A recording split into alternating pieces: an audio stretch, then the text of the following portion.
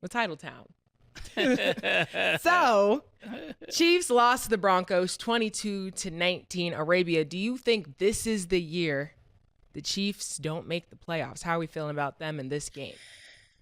Ooh, it very well could be. It all depends on, because right now I think they sit about 10 in the AFC right now. You know, there are only 8 spots in the playoffs. So it depends on what the Texans do. It depends on what these like 6, 7, 8, no, the 7, 8, 9 spots do for us to really see if they're not going to make it or not. There still is a chance. But what we do know for sure, and technically it's too early to call it, but they will break their 9 consecutive AFC West titles. That's too early to call, but we can pretty much call it. The Broncos look really, really good. They're tied for best record in the NFL right now. They're undefeated at home, 6-0. These two teams will see each other again. They will rematch on Christmas. But the Chiefs very well may not make the playoffs. And we might get a break from the Chiefs in the AFC this season in the postseason. The Broncos look really, really good. One of the best things you can give a young quarterback is a defense. And the defense is the real deal. When you have a game changer like Pat Surtain off of your team and the defense still plays at a high level, that's when you should be feared. All 3 levels of defense look really, really great. You can get pressure with 4. When you can get pressure with 4, that just opens up your second level and your secondary. So I think the Broncos, I'm really excited to see how they end the season, but even more excited to see what they do in the postseason.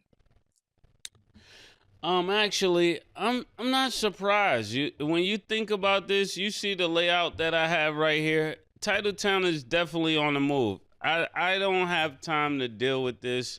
I don't have time to go through this. If they're not coming to play, I just can't cast my vote there. So we're in the portal. That's what I can say. We're in the portal right now. I'm looking at these teams right now. There's a few other teams.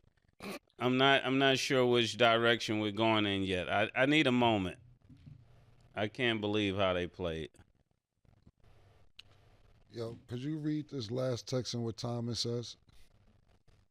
4:40 p.m. Hours before the show. I told you, Killa, Titletown might be on the move. I think it's on the move. You for the show. No.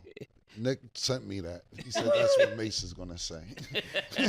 And quoted at 4:40. At 4:40 p.m. today, Nick called exactly what Mase was going to say. What a producer. Because when I walk in, he tells me to say, is Titletown on the move? So, Nick, you lace me? Pause. What's going on here, Nick? I don't know. I was just reading the text. It says, Mase tonight. Yo, Killer, Titletown is on the move. I told you it would be on the move. Yeah, Nick. I think America kind of already knew that, though, Nick. But thank you for the Nick is from Harlem now. He set niggas up. He's lining niggas up. Okay. Look, man, the Chiefs, this ain't. I mean, I thought they would win this game. I predicted them to win this game, but this kind of how they just been playing all year.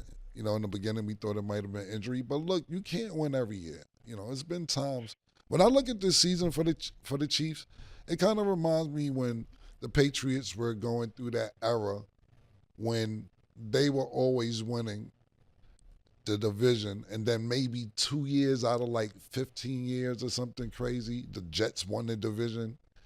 Like with Mark Sanchez, like it was some random 2 times that the Jets won the division, and maybe more than that. Not just the Jets, but I'm sitting there thinking about during the Tom Brady era, nobody really won division, but you're not gonna win all the time. Like Arabia just said, they just won that shit 9 times in a row.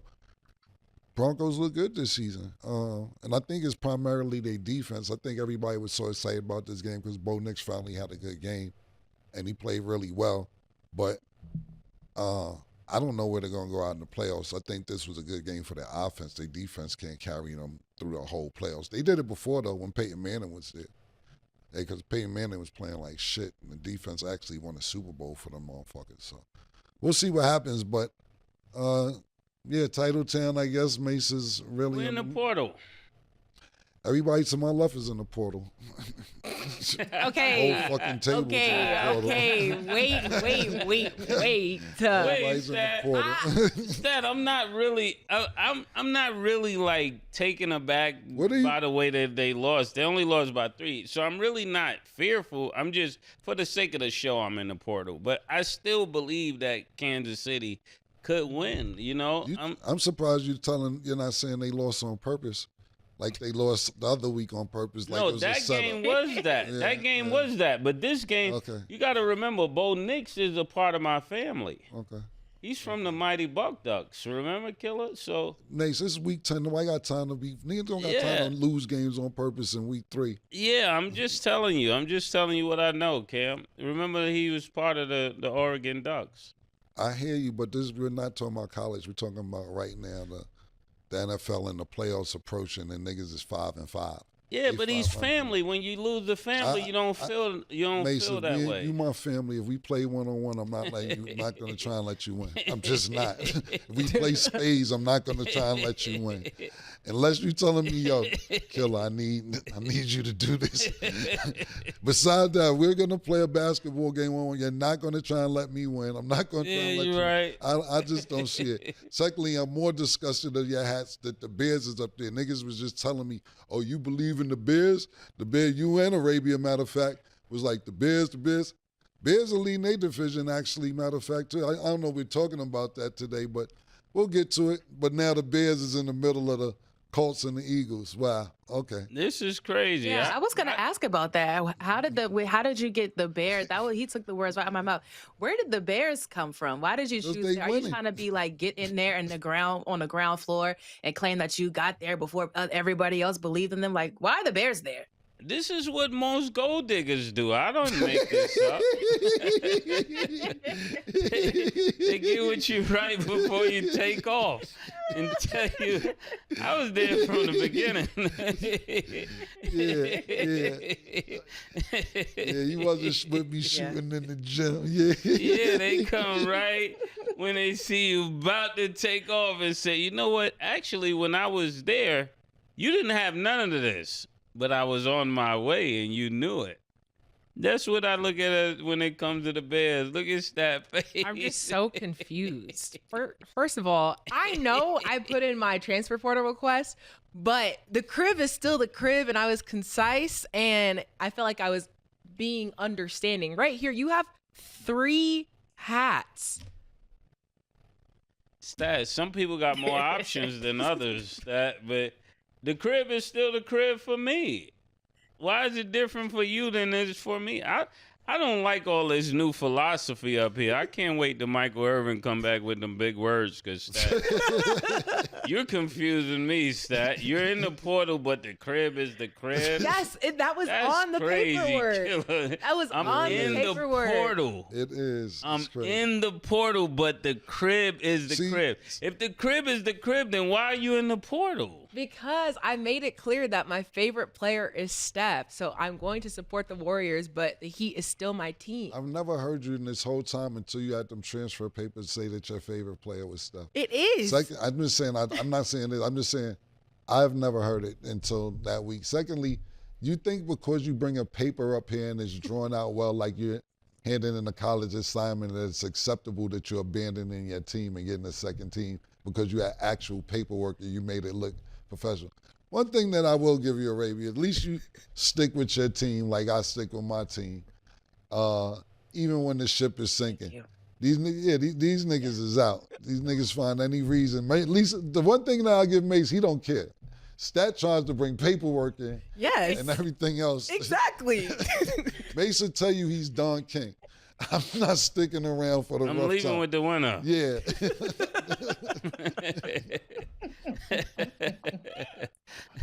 Yo. Well, you'll be staying tuned to see which one you choose, because I'm real curious to see which one you end up. Shedeur made his NFL debut after Dylan Gabriel had to exit early due to concussion protocol. So, Arabia, what did you think of his debut and then that game as a whole? I was really, really excited to see 12 come on the field. I know we all can criticize his game and say that he holds to the ball for too long, this, that, and the third, but you can criticize everybody's game. And I think that it's okay to point out things where he can get better, but also root for him. So I'm definitely rooting for him. I was really excited to see him step on the field. But here's the thing. If Joe Flacco was benched in Cleveland, gets shipped off in his division, and starts balling with another team, then Dylan Gabriel comes in. Dylan Gabriel faced some of the same challenges that we saw Shador Sanders face today. They're both getting sacked. They're both just kind of in these precarious situations. I think the Browns' offense is bad. If you've gone through 3 different quarterbacks and all 3 at some point have gone through very similar struggles, and one of them was actually benched and shipped away, I think it has more to do than just with the quarterback. Also, a lot of people are talking about how Shador Sanders hasn't gotten any reps with the ones. A couple things about that. Most backup quarterbacks don't get reps with the ones. That's very normal. If you're a backup quarterback in the NFL, most of the time you don't get reps with the ones.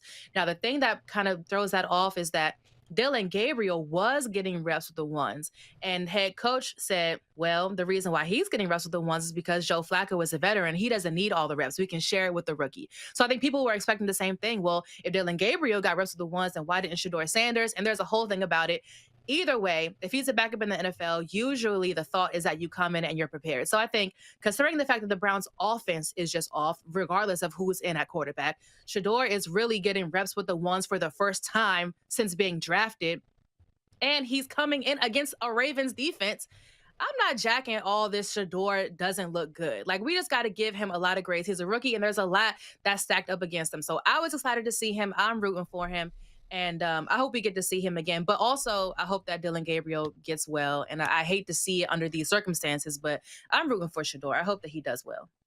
Yeah. Shout out to how you say his name, Dylan Gabriel. I definitely hope he gets well. I was really excited to see Shador get on the field. But the one thing I was thinking as soon as he came in, the first thing that went through my mind is like, why do you bring him back against this team? Like, if there was a team to come back against, this is already a team that's supposed to be in the past known for great defense, and now you bring Shador, and they can't afford to allow Shador to go crazy. So they did what they were supposed to do. I think it was very unfortunate he came in against the Ravens, but he did get a shot. So then when your number is called, you got to be ready.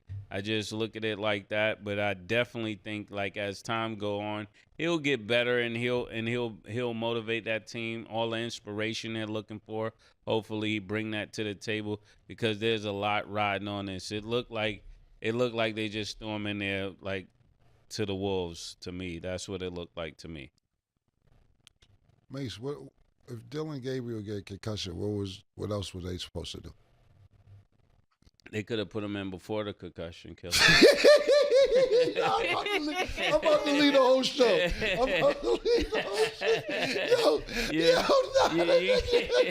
You can't wait. Like, you can't put a nigga in against the Bulls. Now shit just getting crazy. You can't put him in there against the Bulls. That's crazy. Now, I predict the concussion is about to happen. Let's get Shador in there. No, listen, Killer, let me explain it. If you ask me a hot question, I'm listening. Because I got an answer. I'm listening. We just saw a giant team. Is this correct, Arabian stat? Where the coach went in the tent and knew this guy was under concussion protocol and said, still leave him in. I don't care what. Don't put, what was that, Russell Wilson in, right? So there's times when they could overrule it. They just chose. I just think right now that if you're gonna play Shador, you gotta give him more leeway to get ready for the game. That was a terrible example. That was terrible. I'm not. Yeah, that was a terrible. Bro, that was you usually good at spinning. That one wasn't good. The way it happened, he was trying to rush him out of concussion protocol to take Russell Wilson out, but that was a violation because he's not supposed to do that as a coach. Yeah, it wasn't Wilson was in. That was the prediction. He was in. What I'm basically saying, I'm on a hot seat, but what I'm basically saying is Shador cannot just be thrown in there against the Ravens. Like, you can't throw him in there against the Packers. What I'm saying is if you're gonna bring him along slowly. Don't expect them to do well. That would be a better way to say it. Don't expect them to do well if you throw them in there against an elite team like. What I'm saying is they not throwing them in there. It's just the way it goes. The nigga got a concussion, you the next man up. No, I understand that. Yeah, so I look, both of y'all are right. He didn't get, Arabia, you made a really valid point. Because I wasn't gonna say that. But if he's not getting the reps and getting the practice, and you know he's your backup quarterback, look, any fucking quarterback could go down at any minute. You have to be ready as a backup quarterback. It don't matter what team you in. But if you're not getting the reps and not getting the practice that you're supposed to get, and then you just randomly get thrown in the game, not thrown in, but you have to go in because you're the backup quarterback, don't expect a lot of production. Like, the nigga didn't fucking get no practices. Because the plan was not to put Shador in. Y'all didn't think Dylan Gabriel could get hurt, but anybody could get hurt at any fucking minute. And Arabia, you made some other great points. It's a problem with fucking Cleveland's offense. Their defense is tremendous. They have great defense, but their offense is a problem. I think that you said it. I don't know if you said it on this show, Arabia, or you said it on your show. You said that if you take Cleveland's defense and the Bengals offense and put them together, then you got a complete great team. And that's a fact. Even though the Bengals didn't play great on offense today, they fucking had 80 points in 2 games. Cleveland has a great defense. And these two niggas need to meet in Columbus, halfway in between both fucking cities, because both of them one can't do nothing on offense, one can't do shit on defense. But back to Shador. Shit. He didn't fucking get a chance. And I think, to be totally honest with you, when he got in the game, you seen that shit, bro. The defensive coordinator for the Ravens was like, yeah, we got one. We got one. And not to Shador's discredit, but he knows that he probably isn't getting the reps. That Arabia said, not just getting the reps, he hasn't played all season. So they dialed up every blitz package they could get. The boy was getting blitzed out of control to the point where he got sacked. Now the defensive niggas, after the sack, they celebration, they doing all this after the fucking celebration. I'm like, after they sacked him, I felt really bad for him out there. Not because, that's my little bro and all that shit. But at the end of the day, it just looks like they weren't ready. In Arabia, you brought some great points up. But I think this is what I will say. When you in concussion protocol, you out next week too. So Dylan Gabriel will not be playing next week if it's a concussion situation. So Shador has all week to practice with the team, with the offense, and hopefully he'll get some good reps and he'll play better next week. Yeah. But yeah, how Mase said it, they definitely threw him to the wolves, but that's just part of football. When you're next man up, it can be any given Sunday that any quarterback gets hurt. Yeah. But also, to Mace's point, like, it does really suck because people are just going to use this as a thing to be like, oh, we told you Shador shouldn't have been in, da-da-da. It's like the whole situation for them is just like, we already know the Deshaun Watson situation. Then you got Dylan Gabriel, then you got Shador. Like, you can only go between the two. So just the fact that this was the situation is just like, damn. So I'm hoping there's upside. But then also on the other side, even if it's just in this game alone, the Ravens didn't look too hot either, because we saw that the Browns were ahead for most of the game. And all of the mistakes. Good. Yeah, all the mistakes, like, they were able to catch up. But just the whole game in general was real interesting to watch. But I'm hoping that. But see, to be honest with you, Stat, to add on to what you're saying, and like I said, I'm not fucking throwing salt on the wound. Yeah. But it kind of started going the Ravens' way when Shador got in. Yeah. Just the fact they scored 13 points in the fourth quarter. Yeah. And it's like, it's fucked up. Yeah, it's real messed up situation. But next they play the Raiders, so should be, I don't know. You gotta call Tom Brady. He definitely gotta call Tom Brady and get dialed in, because I really hope he does exceptionally well, because I think the situation that they got him in is one where it's predicted to fail, and they're trying to put him in a position to fail. I don't even think the organization of the Browns want him to succeed, and that's a crazy take to say, but that's what it's given. It's not given that they want him to succeed at all. So I don't think if they lose another game that they're surprised or that they even care at this point. If he does well, it's going to be just because he wants to do well, and that's the pedigree that he comes from. And I hope he listens to this and take that into consideration. Just because everybody wants you to fail around you doesn't mean you give in to that and allow that to be true. I hope he have a breakout game next week. Yeah. But it's still a damn if you do and damn if you don't situation, because then if they do beat the Raiders, people are going to say, well, it's the Raiders. Da, da, da, da. So I'm just hoping. Well, they the Browns. They ain't like they fucking. Y'all the Browns. It's just as bad. Called out some players, specifically in the 2009 draft class. He said, only reason Drew Holiday made it to the All-Star team over me was because Doug Collins was a dick rider sending fruit baskets telling people to vote for Drew. I want to play Jeff Teague, Ty Lawson, and Lou Will one-on-one. I'm cooking them. I'm a franchise guy.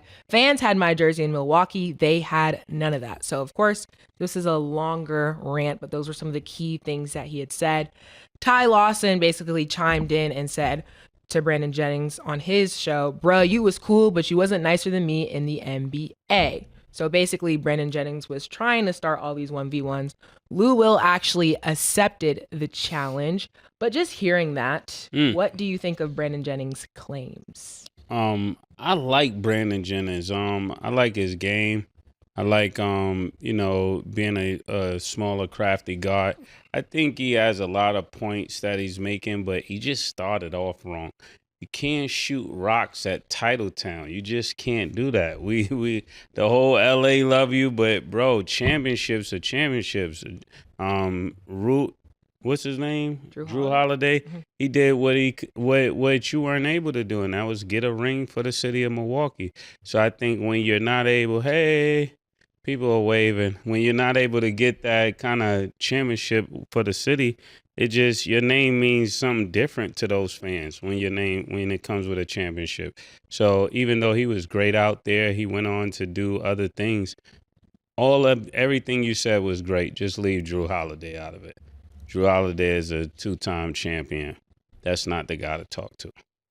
And I just hate when people do that. I think there should be conversations that people can have, and there should be a limit of who you could talk to. Like, yo, you can't talk to him. There should be somebody's job to just tell people, you can't talk to him. Not right now. Like, if Tatum wins another one, then we don't get to talk about Tatum. You know what I'm saying? He's 2-time champion. He's from Titletown now. And, well, that's going to be my job. I'll take that job. Brandon Jennings, you cannot talk to Drew Holiday. Now, it's cool with you doing the one-on-one with Lou Will, but I don't think you could beat Lou Will. I'm going to just go on the record. I'm not a betting man, but if I had money to bet, because I don't have money for that, I would say you can't beat Lemon Pepper Lou. Now, them other niggas, you might have them, but you ain't got Lemon Pepper Lou. So he don't got Lou and he don't got Drew. You don't got Lou and you don't got Drew. Okay. That's my take. Okay. Cam? I like Brandon Jennings' attitude. I think personally, if he offered the one-on-one, Lou accepted it. Let me put the game up. We have a one-on-one game coming up. Not we. It's a one-on-one game coming up. Lance Stevenson against what's someone Mike Beasley. Mike Beasley. That's gonna be you know why that game is gonna be so good is because Mike Beasley is one of the one-on-one players. He's a dog. But Lance Stevenson's entertaining. He's gonna it's a dog versus somebody who's very entertaining that's good at basketball also. I used to do one-on-one games actually. And I'm kind of the leader of the pack. So Brandon Jennings and Lou Will, if y'all want to do it, let's talk and I'll get the promotions, I'll get us the money, I'll get us the bread. And I would love to put this game together. Pardon me. If you're serious, I know Brandon Jennings is serious. I believe Lou Will is serious too.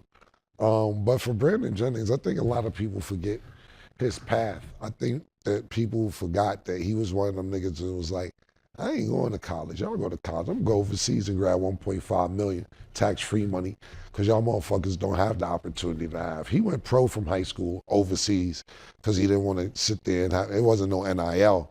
So he went and grabbed a bag. Then the next year he came. Brandon Jennings, I don't know him personally, but he just reminds me of one of them people that's very, very good who, and don't take this the wrong way if you see this, Brandon Jennings, who's a head case, because I was a head case. Somebody who thinks they know more than everybody, and it probably limits your play because you're telling the coach something, or you don't get along with the players, or you think you're better than what you are. And you're nice. Don't get me wrong. I think you're very, very good. But it looked like that's kind of where your career went, because you're going to play longer than you actually played. I just think that you're outspoken, you're loud, and there's nothing wrong with the things I'm saying. That's why my mother used to always tell me, Kim, it's better off that you did music, because basketball wouldn't have worked out. You don't like listening to nobody. You don't like being told what to do. You have a problem with authority, and this was the route for you. Yeah, maybe you're right. You possibly could be right. But Brandon Jennings gives me those vibes, and I could be wrong. Somebody could say, Cam, that's totally opposite of what he is. But at the end of the day, I'm just going by what I kind of see. And even after even his soliloquy that he went off with, because I seen the actual statement, he was going off. They can't fuck with me. Them niggas went to college. Nigga, I go in and grab the bag. They got that option. I like his attitude personally. True and Mase said, Drew Holiday. Yeah, Drew is a 2-time champion. Drew actually, to me, was the one that, and not just 2-time champion, he's Olympian also. Just the Olympians. Drew will lock him up. Yeah. But that's, one thing for sure, 2 things for certain.